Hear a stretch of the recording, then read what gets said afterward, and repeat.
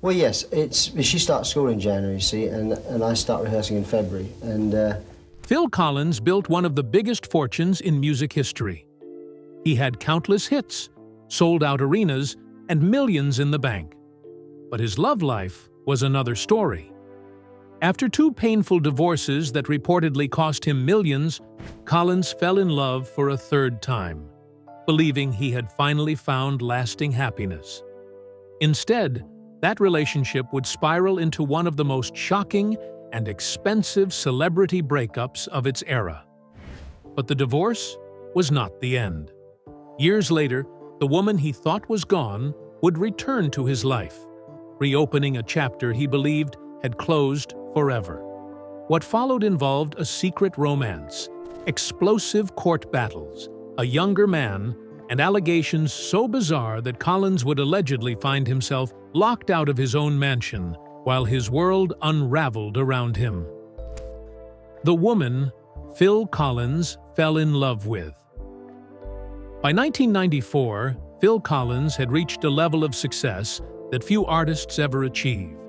He had won multiple Grammy Awards, he had received an Oscar win for his work on Disney's Tarzan, and he had generated hundreds of millions of dollars as the drummer and frontman of Genesis and as a solo artist. His face was recognizable on every continent, and his voice was everywhere. He could have chosen any woman, but he chose a Swiss communication student who had been hired to handle his press during a tour. The meeting took place in Lausanne, Switzerland, during Collins's Both Sides World Tour. Oriane Civey was ambitious and fluent in multiple languages. She was hired locally as a tour translator and press handler, a behind-the-scenes role that did not put her in the spotlight. Collins was 43, a married man in the final stages of a highly publicized and expensive separation from his second wife, Jill Tavelman. The divorce had been messy. Collins had allegedly ended the marriage via fax, a detail that the tabloids never let him forget. He was not looking for another relationship, but what he found was the woman who would become his third wife. The age difference was significant, and the circumstances were complicated.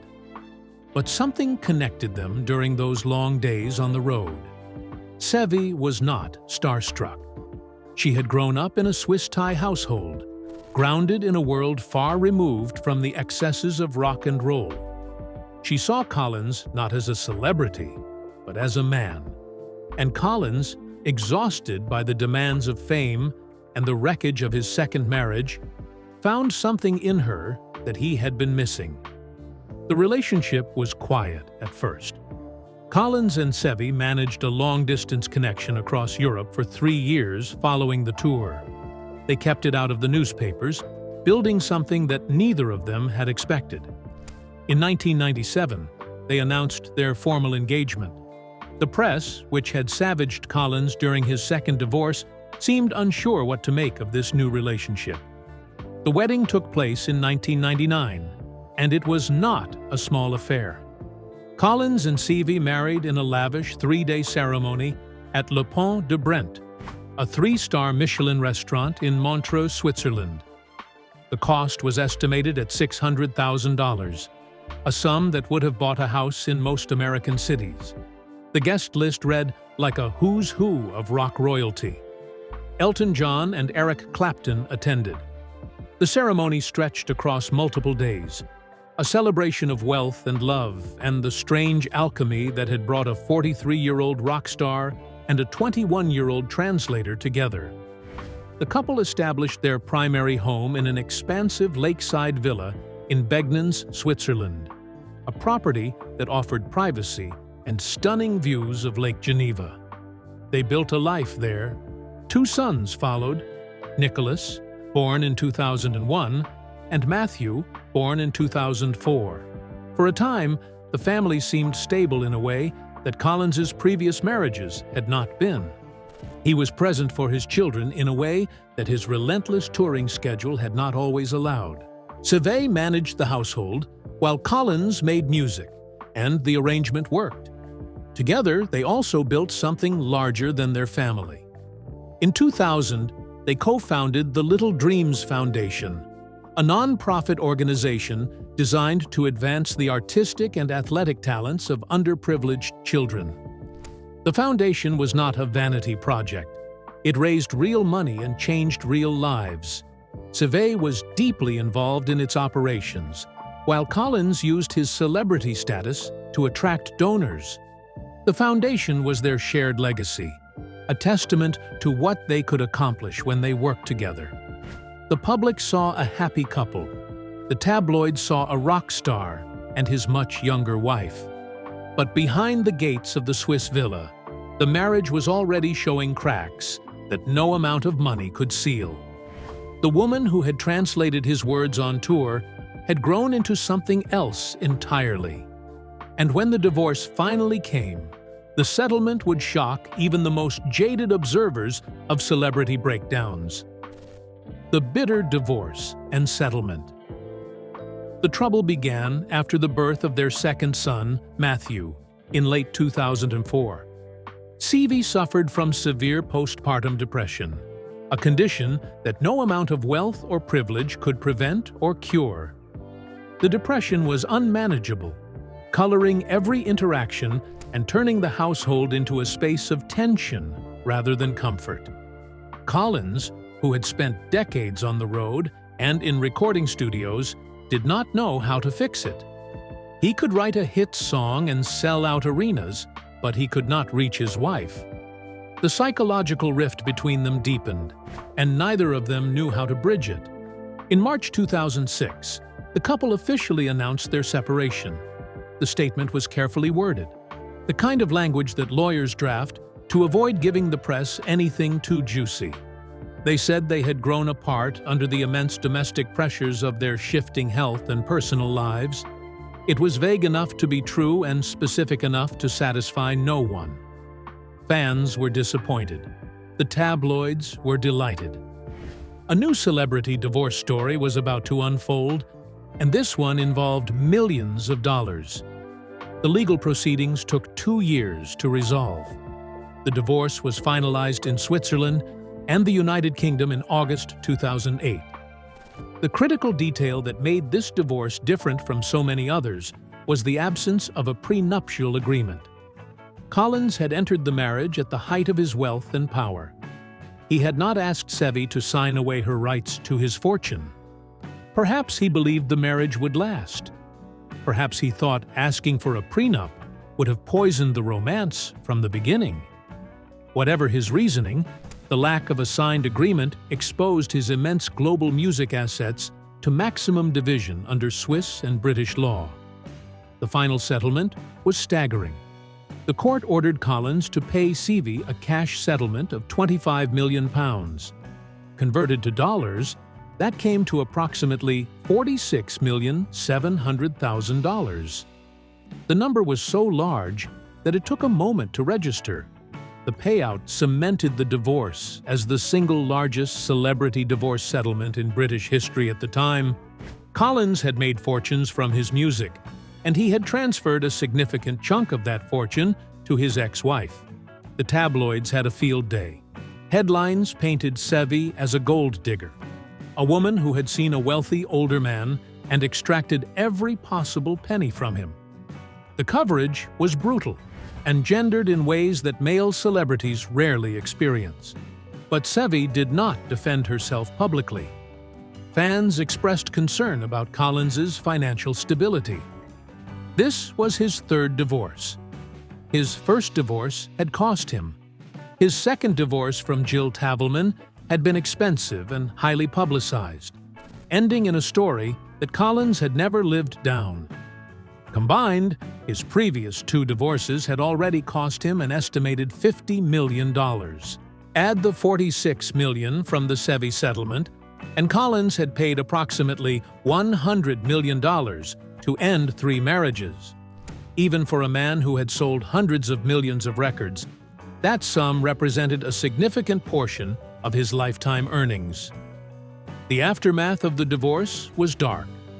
Collins remained in Switzerland, near his young sons.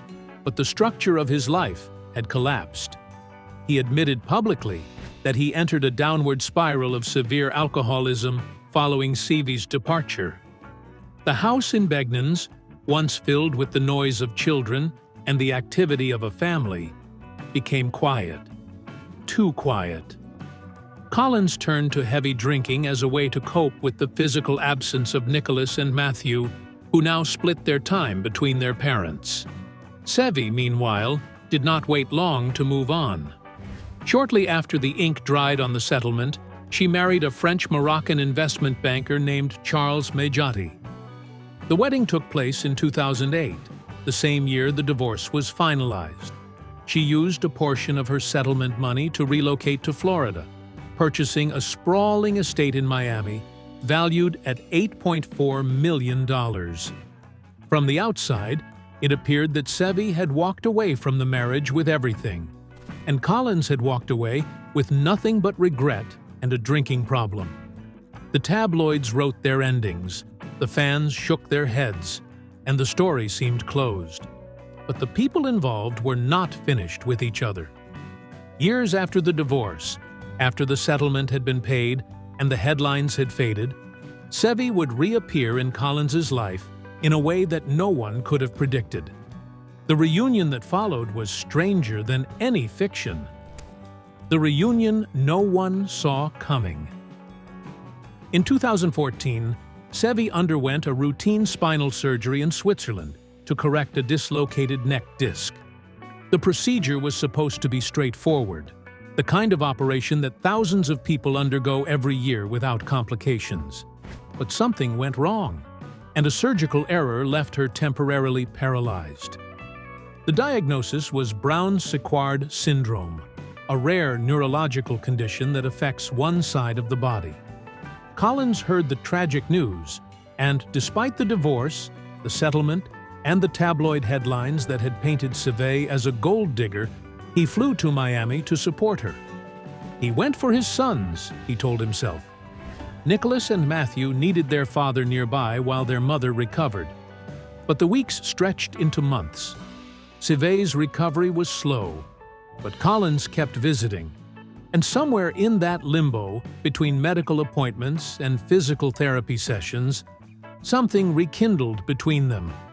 The reconciliation was secret at first. Sevy was still legally married to Charles Medjati, the French-Moroccan investment banker she had wed shortly after the Collins divorce. The reunion happened behind closed doors, invisible to the tabloids that had documented every other chapter of their relationship. The man who had paid nearly $50 million to end this marriage was now sneaking around to restart it. In January of 2016, Collins shocked the music industry. During a series of interview press junkets, he publicly announced that he and Sevy had been living together again for months. The revelation sent shockwaves through everyone. Fans who had watched the divorce unfold were confused. Tabloids that had covered the settlement scrambled to rewrite their narratives. Collins seemed unconcerned. He was happy, and he wanted the world to know. Medjati, Sevy's husband, was less pleased. He had not known about the reconciliation, and he had certainly not approved of it. When Sevy filed for divorce from him in 2016, the legal battle that followed was fierce. The central point of contention was their Miami property, an $8.4 million estate that Sevy had purchased with her Collins settlement. Medjati claimed that he had been pressured into signing away his asset rights while Sevy was heavily medicated following her spinal surgery. He said her condition had made him vulnerable to manipulation, but Sevy's lawyers disputed the claim. The divorce was messy, expensive, and deeply personal. It was also irrelevant to Collins because he had his wife back. To solidify their new life together, Collins purchased a $33 million waterfront mansion in Miami Beach.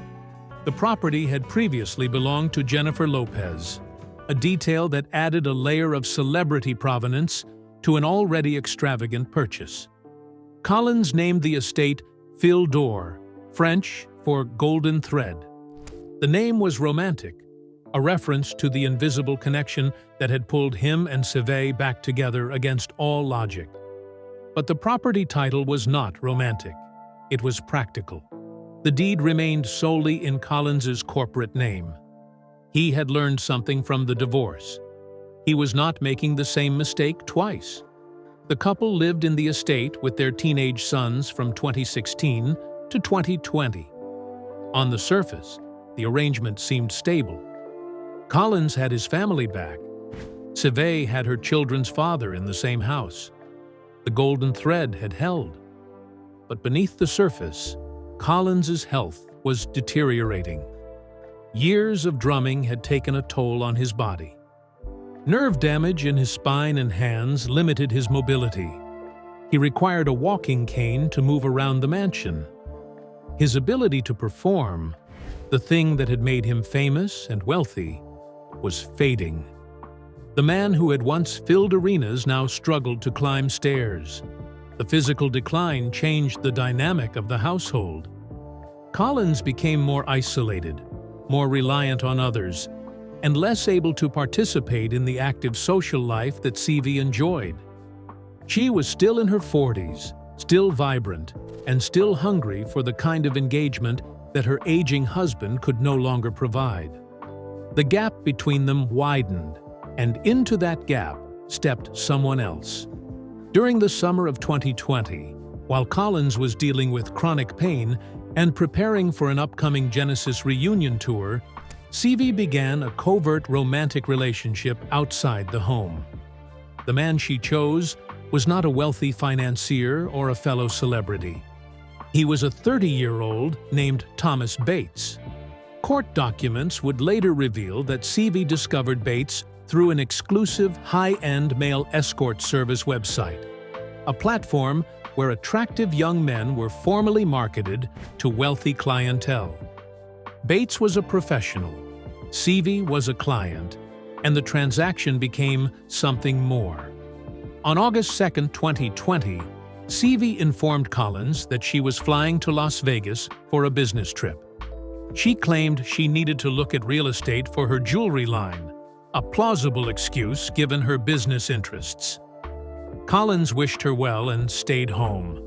But Seve was not looking at condos. She was getting married. In a small Las Vegas wedding chapel, away from the cameras and the press, Seve exchanged vows with Thomas Bates. The man who had been hired through an escort website became her fourth husband. Collins did not know. He was in Miami, alone, waiting for her to come home. When Seve returned, she offered an explanation that strained credibility.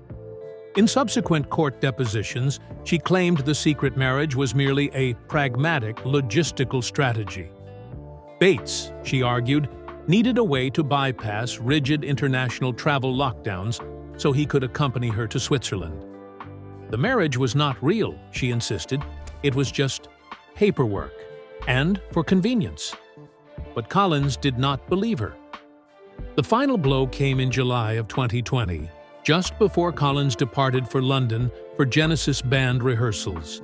Seve sent him a cold, abrupt, and devastating text message. She had found another man, she wrote.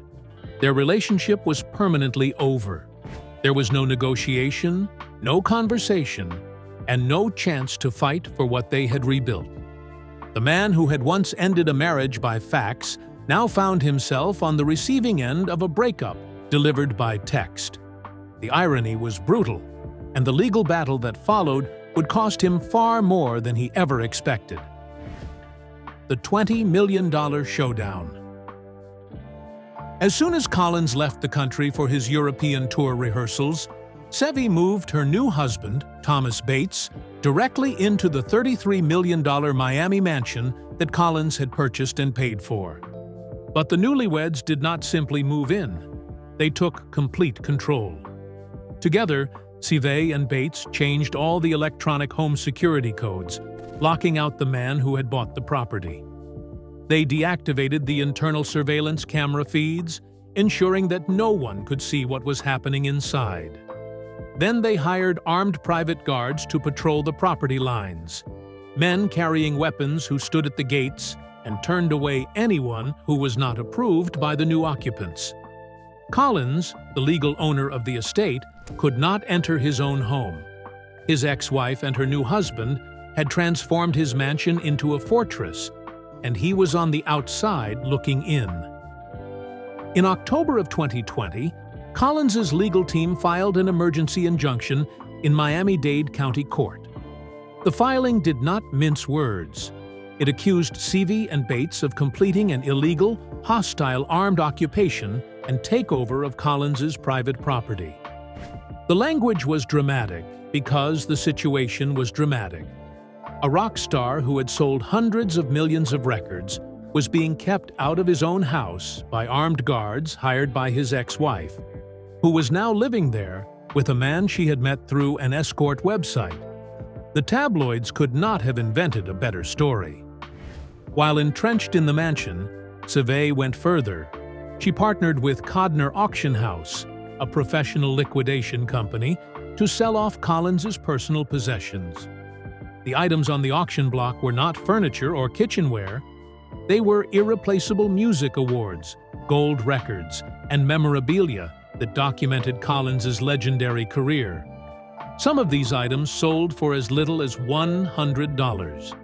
A gold record that had taken months of work to earn, that represented millions of album sales, and that was supposed to be a family heirloom sold for less than the cost of a nice dinner. Collins watched from London as his legacy was auctioned off in pieces. The legal battle stretched into 2021. In January, under heavy pressure from a Florida circuit judge presiding over a Zoom hearing, Seavey and Bates signed a partial settlement. They agreed to completely vacate the home by January 21st. The occupation was over. Collins could finally sell the property and move on. The mansion sold for $39,250,000, a modest profit over the $33 million he had paid. But the money was beside the point. The humiliation was the point, and Seavey was not finished. Immediately after moving out, Seavey slammed Collins with a $20 million lawsuit. Her claim was audacious. She asserted that during their 2015 reunion, Collins had verbally promised her exactly 50% equity of the Miami estate. There was no written contract or signed agreement, only Seavey's word that Collins had made a verbal promise years earlier. She wanted half of a house that she had never paid for, that she had never owned, and from which she had just been evicted by court order. What followed was one of the strangest legal campaigns in celebrity divorce history. To force an out-of-court settlement, Seavey's attorneys filed graphic court motions that attacked Collins on a deeply personal level. They alleged that Collins had become a hermit, that he had entirely stopped showering, that he refused to brush his teeth, and that he suffered from an unmanageable stench. The filings read less like legal documents and more like tabloid hit pieces. The strategy was clear: embarrass Collins so thoroughly that he would pay anything to make the case go away. Collins's legal team did not take the bait. Instead, they countersued for fraud. The evidence they produced was devastating. They obtained Seavey's 2016 divorce documents from her second husband, Charles Majati. In those documents, Seavey had stated under oath that she held zero financial stakes or equity claims in Collins's Miami home. She had signed her name to a legal document saying she owned nothing. Now she was suing for $20 million based on the exact same property. She had lied under oath in one case and expected the court to believe her in another. The case dragged through the courts for nearly 2 years. Seavey's legal team destroyed electronic evidence during discovery, deleting messages and files that might have been relevant to the case. The pattern of obstruction became impossible to ignore. In August of 2022, Judge Alan Fine had heard enough. He dismissed Seavey's $20 million lawsuit with prejudice, the strongest possible dismissal. The ruling meant She could not refile the case. It was over. The judge issued a statement that made headlines around the world. "Enough is enough," he said. He penalized Sive for systematically lying under oath and for destroying key electronic evidence during the discovery process. The woman who had walked away from her marriage with nearly $50 million had now been publicly branded a liar by a Florida judge. The showdown cost Collins millions in legal fees. It cost him months of his life. It cost him the peace he had tried to rebuild after their reunion. But he had won. The mansion was sold, and the lawsuit was dismissed. Sevi was ordered to pay penalties for her misconduct. On paper, Collins had prevailed, but the toll of the battle was visible on his face. The man who had once been one of the most energetic performers in rock music looked tired. He looked older than his years. And the woman who had caused so much of his pain was about to face consequences that no amount of money could shield her from. The brutal aftermath. Cut off from Collins's real estate capital, Sive began spending her remaining funds at a pace that alarmed even her own financial advisors. She purchased a $340,000 Aston Martin for her new husband, Thomas Bates. She spent tens of thousands of dollars on luxury watches. She fully funded Bates's boutique music aspirations, paying for studio time, equipment, and promotional materials that went nowhere. The money that had come from the divorce settlement, the money that was supposed to last a lifetime, drained away at an astonishing rate. The couple relocated to a $6 million mansion in Fort Lauderdale, swapping one luxury property for another. But the domestic dynamic deteriorated into absolute chaos within less than 15 months of marriage. The fairy tale that Sevi had tried to construct, the narrative of a woman who had found true love after a difficult divorce, crumbled behind the gates of the Fort Lauderdale estate. In December of 2021, Bates filed for divorce. His filing contained allegations that were shocking even by the standards of this already shocking story. He claimed that Sive, who held a black belt in martial arts, had been physically aggressive with him on multiple occasions. According to Bates, the confrontations went beyond verbal arguments and included serious physical threats. The accusation was damning, and it came from a man who had been hired through an Escort website, a man whose own credibility was far from pristine. But the court took the allegations seriously enough to grant the divorce. In her own official 2022 divorce applications against Bates, Sevi made an admission that must have been painful to write.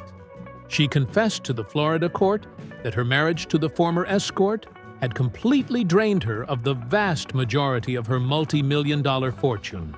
The $46 million settlement, the money that had made her one of the most talked-about ex-wives in British legal history, was gone.